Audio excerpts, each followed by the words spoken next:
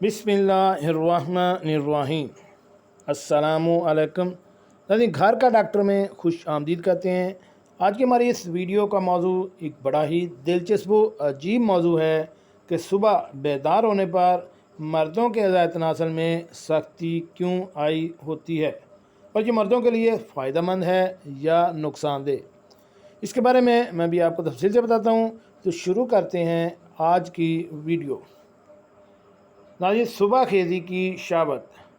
آج ہم نیکٹرنل ایریکشن کے بارے میں بھی ذکر کرنا چاہتے ہیں، یعنی کہ سوتے ہوئے عضو تناسل میں تناؤ آ جاتا ہے اور صبح اٹھنے پر عضو تناسل میں تناؤ دیکھا جا سکتا ہے۔ اسے نیکٹرنل پینسل ٹینسٹن بھی کہا جاتا ہے۔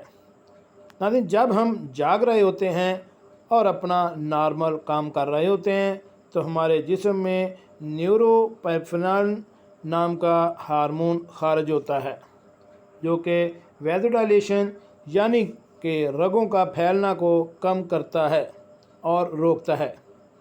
جب ہم سو جاتے ہیں، خاص کر گہری نیند میں ریم سلیپ، تو نیوروپیفرین کا لیول کم ہو جاتا ہے اور رگیں ڈائلیٹ ہو جاتی ہیں، یعنی ان کا حجم بڑھ جاتا ہے، جس سے عضو تناسل کو خون کی سپلائی بڑھ جاتی ہے اور اس میں سختی آ جاتی ہے۔ اس طرح خون کی سپلائی بڑھنا عضو تناسل کی نشو و نما کے لیے فائدہ مند ہے۔